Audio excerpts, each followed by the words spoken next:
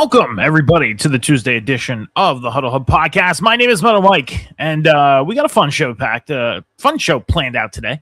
Oh, it's a light show, but it's fun at the same time. We're going to talk about everything going on in the UFL with the playoff race heating up, preview week 9 coming up, a couple big matchups in the United Football League. We also are going to talk about the way too early top 25 coming from ESPN in college football.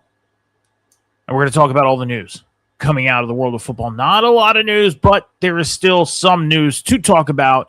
And before we get into it, please make sure, after we get off air here today, you head over to the Huddle Hub Podcast over on TikTok, Instagram, X, and on Epic Studios at the Huddle Hub Pod. You're going to hit that follow button. Over on the YouTube, you're going to hit that subscribe button. And, of course, over on Twitch, you hit that follow button, turn your notifications on. You'll see when we go live on Twitch and on YouTube. And click on the social media you desire to go to, because all of our social media links are in the Twitch bio. You just click on the one you want to go to, because I know not everybody uses every social media. And help us build the Huddle Hub podcast through the rest of the 2026 NFL offseason, college football offseason, UFL season, and beyond. So before we get on air here today, a little bit of breaking news came out, and it's going to be part of the news that we're going to talk about. That's the great thing, is breaking news literally happens right before we go on air today. So it was like, do I make a breaking news banner seeing that the news segment is going to be the first segment of the day? Or do I just include it into the news? Right? I was just like, whatever. We'll just add it into the news and just mention that it's breaking news. But wide receiver of the Kansas City Chiefs, Rashid Rice, is facing 30 days in jail after breaking his probation. He got tested for any substance like drugs or alcohol, as you do when you're on probation, and he had tested positive for marijuana. So he is going to be in jail for 30 days, and he is going to miss OTAs with the Kansas City Chiefs. Now, OTAs, it's normally the first part of camp that opens up for NFL teams, right? And so it's a big deal, but at the same time, it's not a big deal. It's kind of like the introduction of the veterans going in and meeting the rookies, and kind of the guys just coming together and having light practices, getting used to going to team meetings and watching film and all that stuff. That's what OTAs are. Rashid Rice, he knows the deal. He knows what he's going to be missing, while being behind bars for 30 days.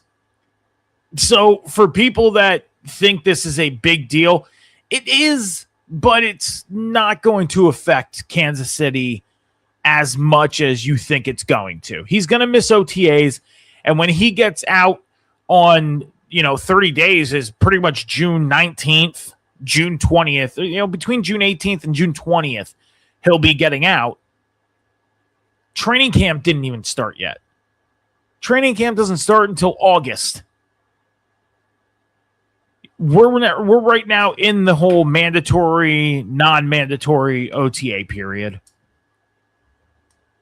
And there's a lot of players that don't even show up for OTAs. A lot of players around the league don't show up for OTAs. So is this going to affect Kansas City? No. So for anybody who is a fan of any teams in the AFC West, the Broncos, the Raiders, the Chargers, don't get ahead of yourself. Anybody who faces the Kansas City Chiefs this year, a fan of any team that faces Kansas City this year, don't get ahead of yourself. And NFC team fans, because there's the possibility of facing the Chiefs in the Super Bowl in February, literally 8-9 months away. Don't get ahead of yourself. He's going to go serve his time for breaking his probation. He's going to be out in 30 days, and he's going to be ready for training camp. Now, if he breaks his probation again and it's around training camp time, then there's a problem. Then it's like, okay, now it's like I think the franchise would have to step in and say, look, dude, like, we understand breaking probation the first time, maybe you made a mistake, you weren't thinking, whatever. We'll let this one go.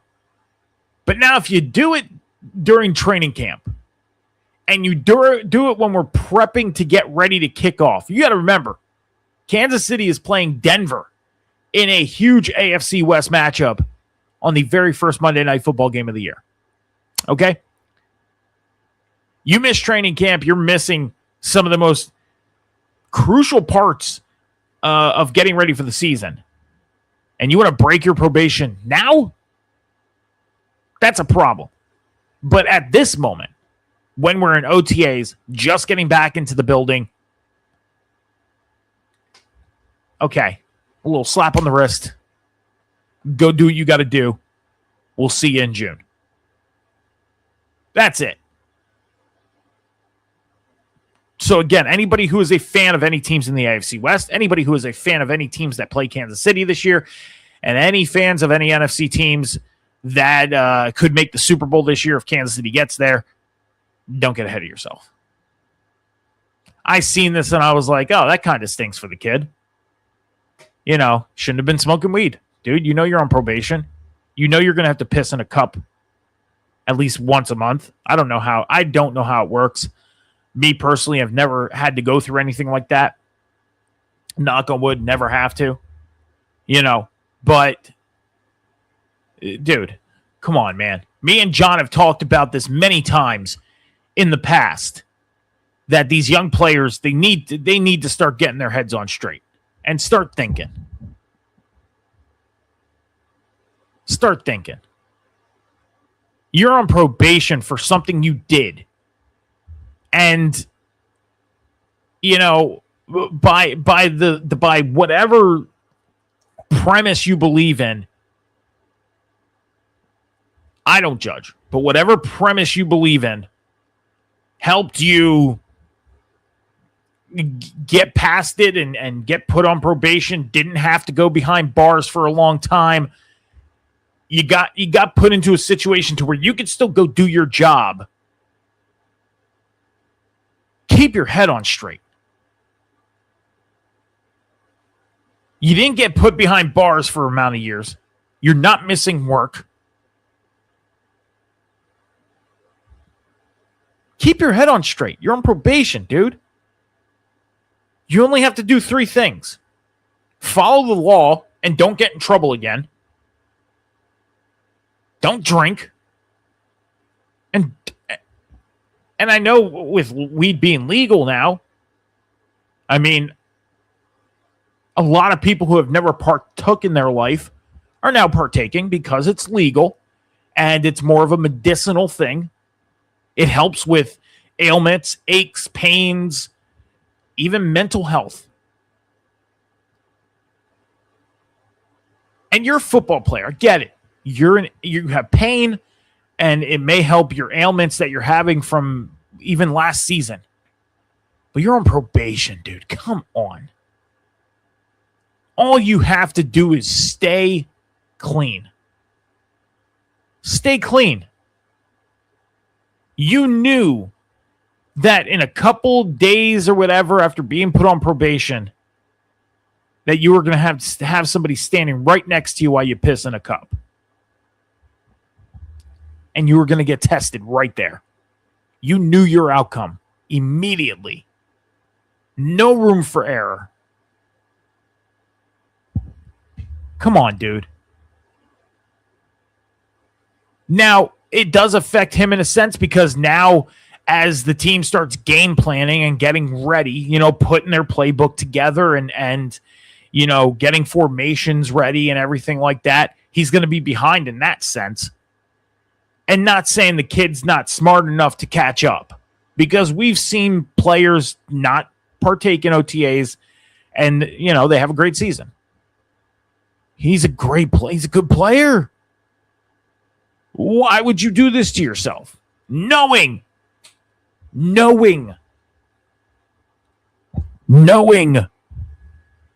you are going to have to pee in a cup standing next to somebody that's going to test you.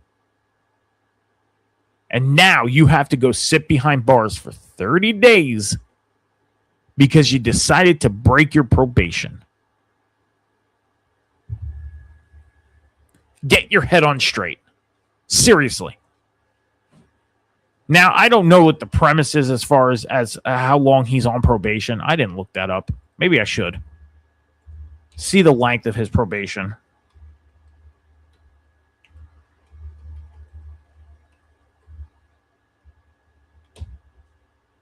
All right, so he's going to be serving 5 years of probation in Dallas County, Texas, which stems from his guilty plea to his felony racing and collision charge from 2024, obviously. However, he is in custody serving a court-ordered 30-day jail sentence until mid-June after violating his terms of probation. This thing updated super quick. And then, obviously, you can get... I mean, his case is public information. You can go look up his case and find out everything that happened. So this is all public information. We're not saying anything here that is not already out there. But 5 years of probation from 2024. So you got until 2029. It is 2026. You got 3 more years of probation. Find another way to ease your ailments. How'd you do it during the season? Because he had to have been getting, pee tested since he went on probation, basically. So now you have a slip up.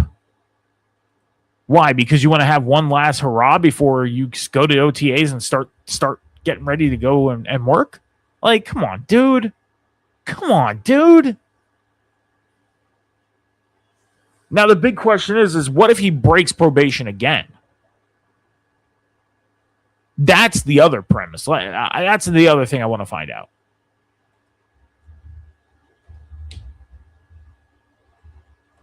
How many times can Rashid Rice break probation before long-term jail time? Okay. This is something I wish I would have looked up before we started talking today. Rashid Rice. For long term, there's no set number of probation breaks allowed as judges have broad discretion and can revoke probation for a single violation. So his probation could have been revoked today and he could have been thrown behind bars. He got lucky. His judge could have said, screw your probation, you're going to sit. He got lucky on this one. He better learn from this.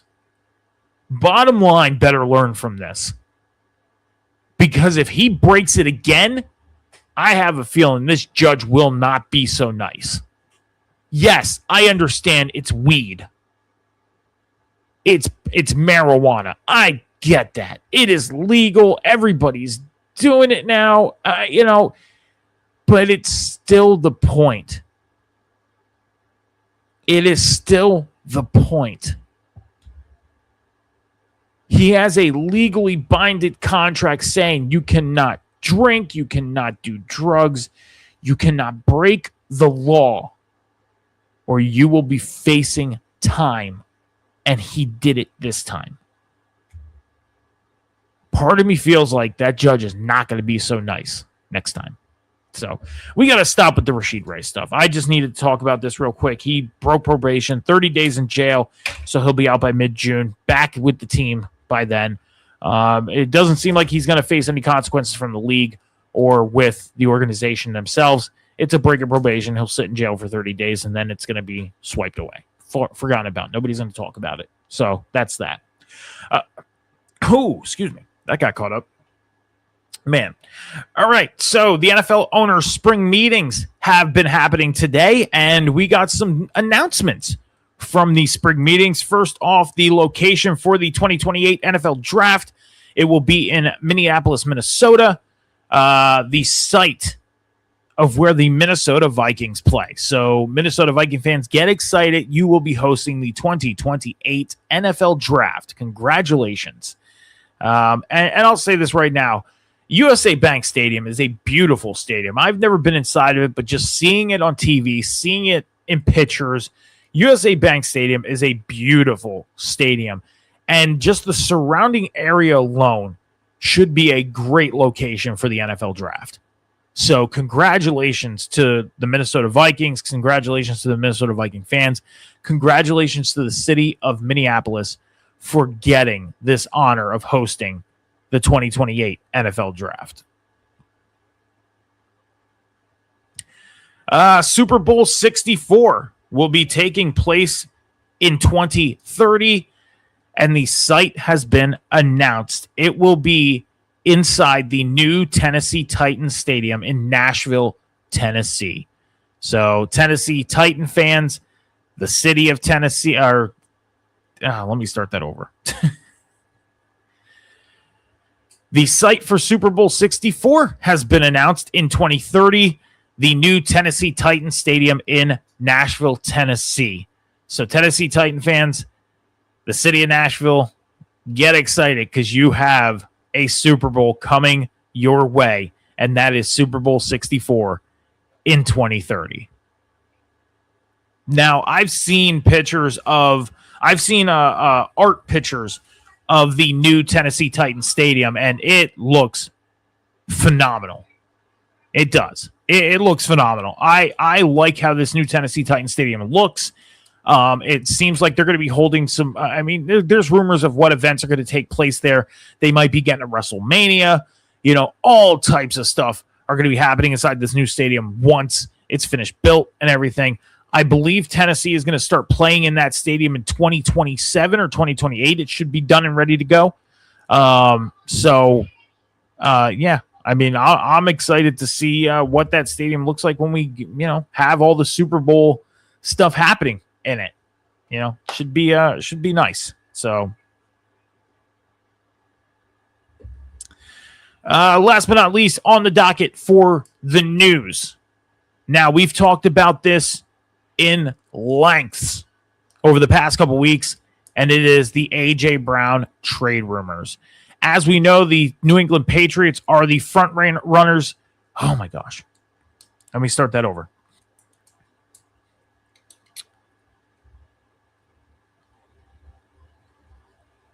Last thing on the news is the A.J. Brown trade rumors. Yes, we've talked about this in lengths over the past couple weeks. We know that the New England Patriots are the front runners for getting A.J. Brown post June 1st, but now some other teams have been rumored to emerge in the interest of wide receiver of the Philadelphia Eagles, A.J. Brown. The Jacksonville Jaguars, Kansas City Chiefs, Houston Texans, and San Francisco 49ers are now some of the other teams who are rumored to show interest into trading for A.J. Brown. So now the question lies is, what is the return? I talked about this on the Sunday show. I had about a 20-minute rant about this. What is the return? That is the big question. Because I have a feeling that sending A.J. Brown to a team along with a future draft pick is going to happen. Now, I'm not saying a first or second rounder, maybe a third, fourth, or fifth, definitely a sixth or a seventh. But what is going to be the return for Philadelphia?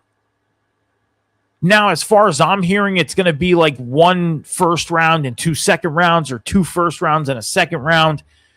Could that be enough of a return for A.J. Brown? We know what type of player he is.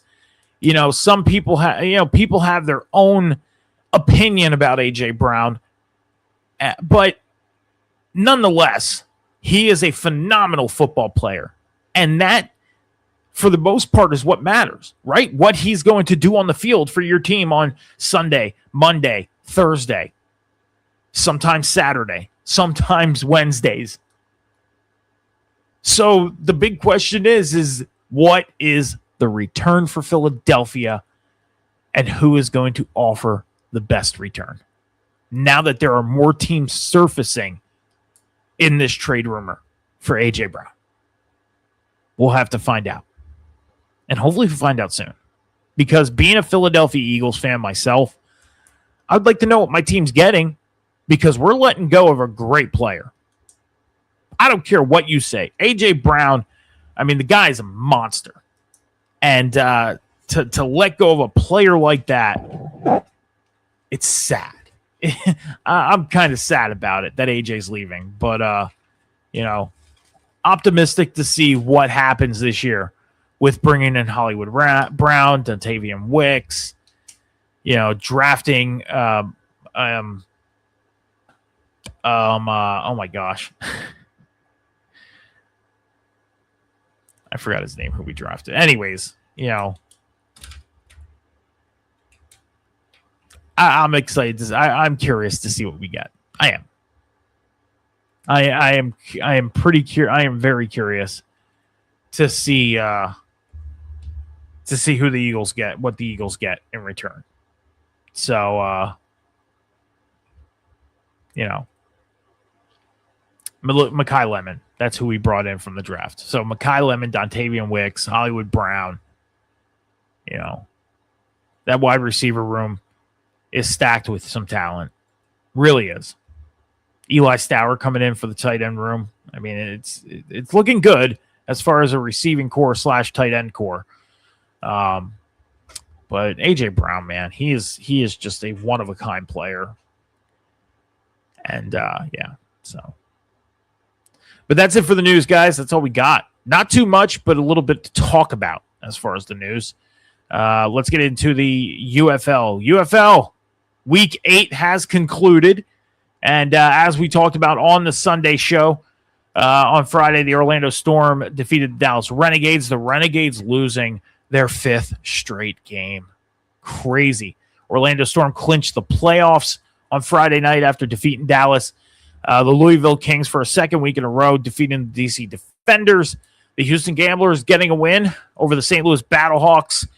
And on Sunday, the Columbus Aviators, the game that we did not get to talk about yet, the Columbus Aviators losing their 6th game of the season as the Birmingham Stallions hold their place in 4th place in the playoff race, getting their 4th win of the season. Some stats coming from that game for the Columbus Aviators. At quarterback, Jelon McClendon, 19 of 30, 151 yards, no touchdowns, 2 interceptions with a 48.1 RTG rating. Completion percentage is 63.3. And then Jalen Morton went 1 for 1 with -1 yards passing. Over for the Birmingham Stallions, Dorian Thompson-Robinson, 12 of 20, 126 yards, a touchdown, interception, 60% completion percentage with a 74.2 QB rating. Huge stats.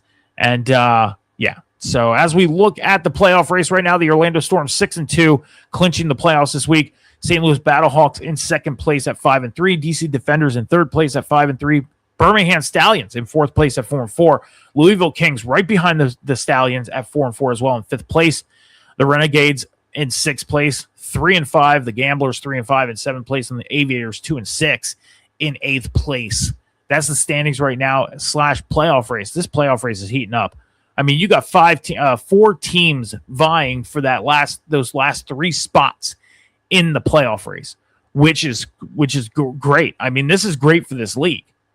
This is huge for this league to have this type of play happening. So I'm telling you, if you are not watching the UFL, you need to watch it. And this is a great time to do it, especially with how exciting this playoff race is. As far as the UFL Pick Challenge, I am 16-16. John is 18-14. John dropped 1 game this week from me, so I am 2 games back now with 2 weeks left in the regular season. And then we have the playoffs as well. So we include the playoffs in this pick challenge. So I still have an opportunity to win this pick challenge. I am so excited. So excited. So let's preview week 9 as week 9 kicks off on Friday night, 8 p.m. Eastern Standard Time on Fox, as the DC Defenders, the 5-3 DC Defenders, take on the 6-2 Orlando Storm. This is matchup number 1 of 2 between these two teams because they face each other in week 10 as well. So this time it's the Orlando Storm and the DC Defenders facing each other back-to-back, Week 9 and Week 10. Exciting matchup. This is the matchup I've been waiting for. So I am excited to get home from work on Friday night and sit down and watch this football game because I have a feeling it's going to be a great, great football game on Friday night on Fox between the DC Defenders and the Orlando Storm. The 4-4 Birmingham Stallions head out to Columbus to take on the 2-6 Columbus Aviators. I have no doubt Birmingham should go out and pick up this win. Still should be a good game, but I think Birmingham goes out and picks up this win on Saturday, 3 p.m. Eastern Standard Time on ABC. And then on Sunday at 4 p.m. Eastern Standard Time on Fox, the Dallas Renegades 5-game losing streak. They're trying to bring that to an end, but they take on the Louisville Kings, who have just won 2 in a row against the DC Defenders to put themselves in position for a playoff spot. They are in 5th place currently at 4-4. So I have no doubt the Louisville Kings go out and win this game and put the Dallas Renegades in a position of losing a 6th game in a row. Dallas Renegades at the beginning of the season won 3 in a row to start the year. They've dropped their last 5. That is crazy. And then last but not least, Sunday night, 7 p.m. Eastern Standard Time on ESPN2, the 5-3 St. Louis Battlehawks take on the 3-5 Houston Gamblers. So Battlehawks trying to keep their playoff hopes alive, staying in 2nd place in the standings, and hopefully if they win this game, I believe they clinch a playoff spot along with the DC Defenders. So if the DC Defenders defeat the Orlando Storm, then DC, I believe, clinches a playoff spot. And then if the Dallas Renegades win on Sunday, or if the St. Louis Battlehawks win on Sunday as well, St. Louis clinches the playoff spot. And then it's going to come down to the Louisville Kings and the Birmingham Stallions for that final playoff spot. And so we'll have to keep our eye out and see what happens as the UFL playoff race is heating up. I'm telling you, if you are not watching the UFL, you are missing out tremendously. So that's it for the UFL, guys. We're gonna take a look at the way too early top 25 in college football. When we come back, we're going to take 30 seconds, and then we're going to talk about the way too early top 25 here on the Huddle Hub podcast.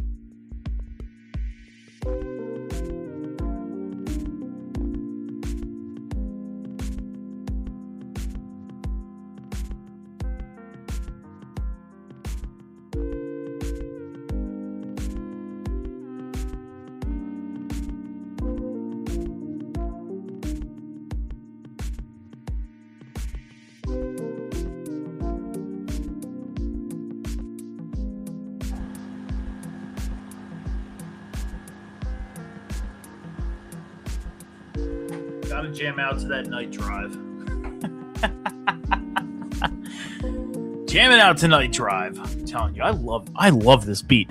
I've been talking about this beat for like for the past couple shows now, and I really hope they put some lyrics to this thing. If not, if there's an artist out there, go put some lyrics to this, please. I think you can make a jam track out of Night Drive. Let's turn this thing up.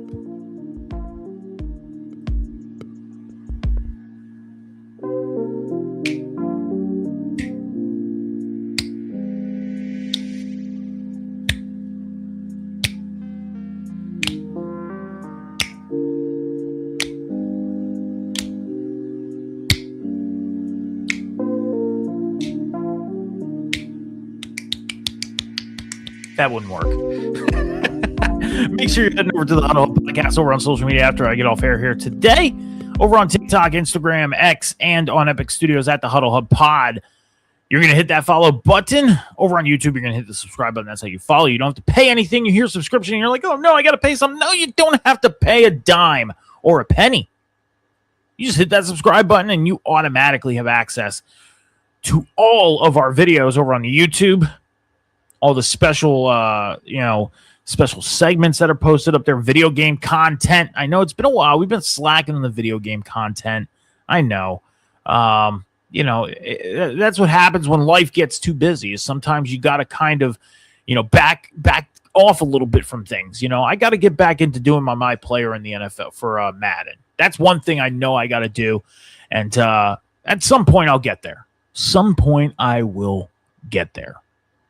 But, been back to work for about a month and a half now. So, still kind of getting myself into the groove a little bit of being back to work and really putting myself together as far as a schedule after coming home from work so late at nighttime. Because sometimes I don't get home till like 9 p.m.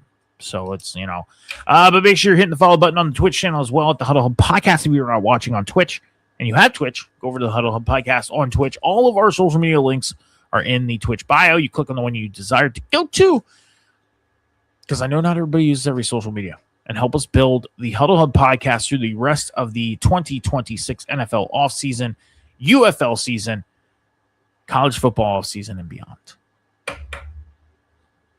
You guys can do it. Help us build. Every time I look on the YouTube, it seems like we earn a subscriber each day, which is great.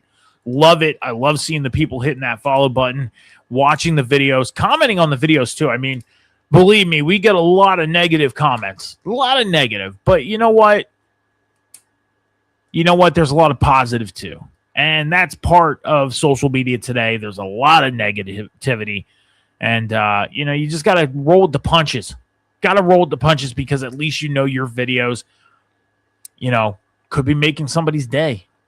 And that's the thing that I put in the back of my mind at the end of the day is this video could be making somebody's day. Hey, I posted a video about the announcement coming out of the NFL owners meetings about Tennessee getting Super Bowl 64 in 2030, Minnesota getting the 2028 NFL draft. And who knows, there could have been a Minnesota Viking fan out there just having a crap day and didn't know about this and then was like, oh, crap, we're getting the 22, and it could have turned their day around. You never know. It's that one instance.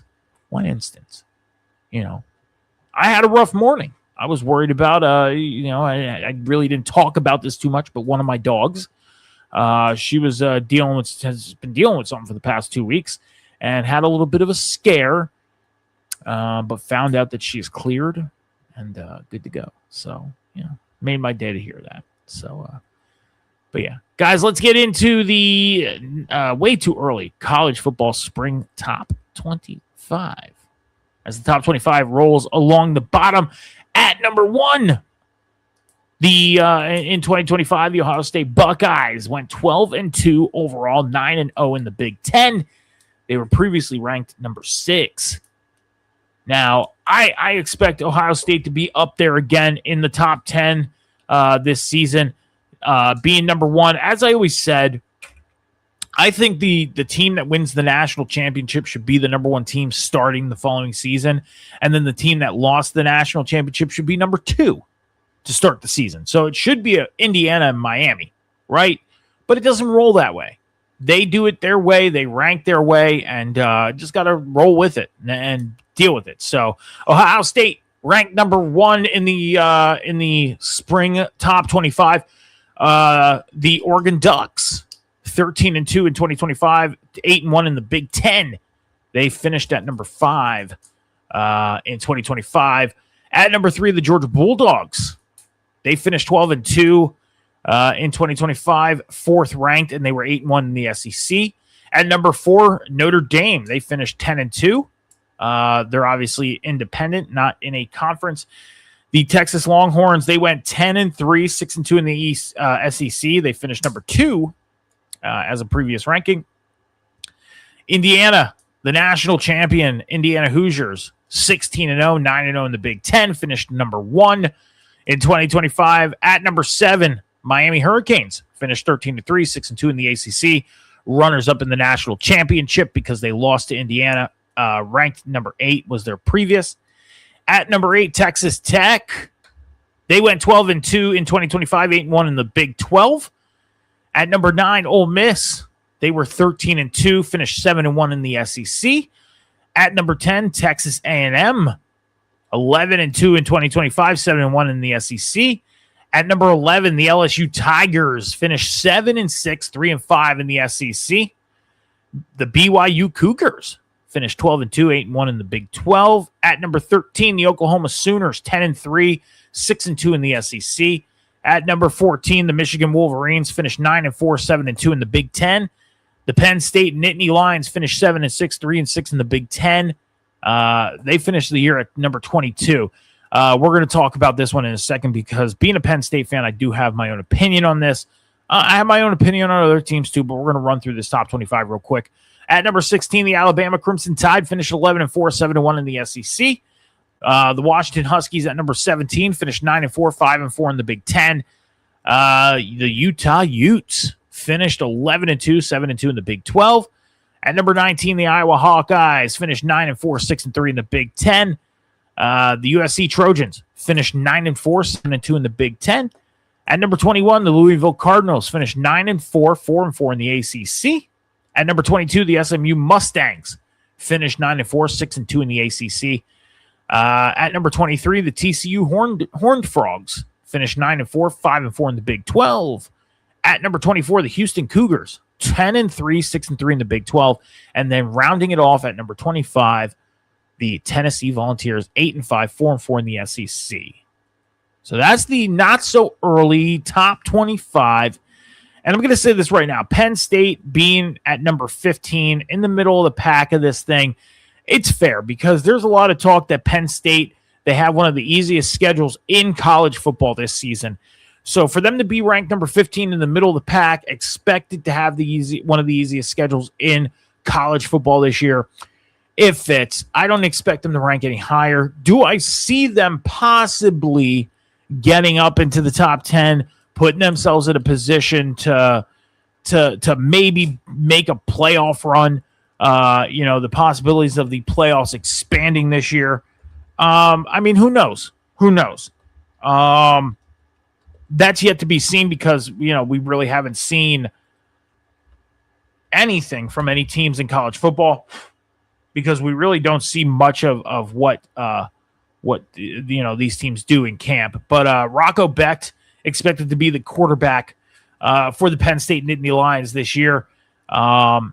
He was part of the he's from Iowa State, as far as it says. So, I'm not sure too much on Rocco Becht. Let me look on his background here. Let me look at this kid's background. So he was a redshirted senior. So he's obviously okay. He was from the Iowa State Cyclones. He was in Iowa State in got to kind of see when he was in Iowa State. When did he come over to Penn State? I believe he was at Iowa State last year. Yeah, he was at Iowa State last year.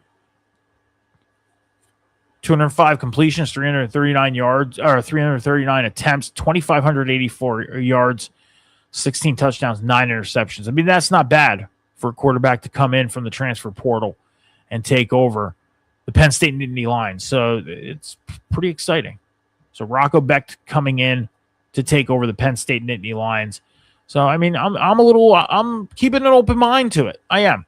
Ohio State being number 1, agree with it. Oregon at number 2, agree with it. Georgia number 3, Notre Dame at 4, Texas 5, Indiana at 6, Miami at 7. Like I said, I think the national champion should be number 1. The loser of the national title game should be number 2. But with this being the spring top 25 and it being so early, I agree with Ohio State at 1, Oregon at 2, Georgia at 3, Notre Dame at 4, Texas at 5, Indiana at 6, Miami at 7, Texas Tech at 8, Ole Miss at 9, Texas A&M at 10. LSU had an up and down season last year. I could see them being in the top 15, BYU as well, Oklahoma, Michigan, Penn State in the middle of the pack, Alabama. This top 25 is actually pretty fair to look at. Now, I'm curious on the preseason top 25. Not this not so early top 25. I am more interested in what the preseason top 25 is going to look at, and that's when we're going to dig a little deeper. That's when we're going to start really digging in to the top 25 is when we get that preseason top 25. Okay? But for now, this was fun to just bring up and talk about, and we'll have to see what the preseason top 25 is going to look like when we get it. I believe in late July, early August. So, yeah. But that's all I got for you guys today here on the Huddle Podcast. We're going to be back here on Sunday morning, 11 a.m. Eastern Standard Time to talk about all the news coming out of the world of football this week. I'm going to put together a fun segment for us to do.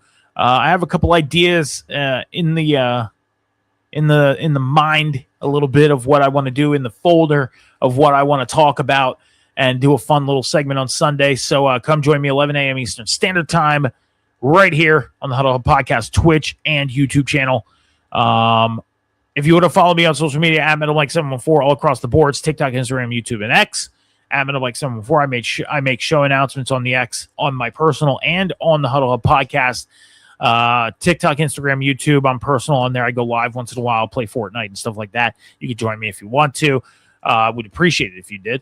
But other than that, that's it, guys. Come back on Sunday as we recap the first 2 games of UFL Week 9. We'll preview more of the 2 games on Sunday, and then I'll try and put together a fun little segment as well as get all the news together for you guys to talk about on the Sunday edition. Until then, be good to each other, be kind to each other, take care of each other, be patient with each other. Remember, the world is not moving as fast as you think. I'll see you guys on Sunday, 11 a.m. Eastern Standard Time, right here on the Huddle Hub Podcast. Until then, have a great week, everybody. Deuces.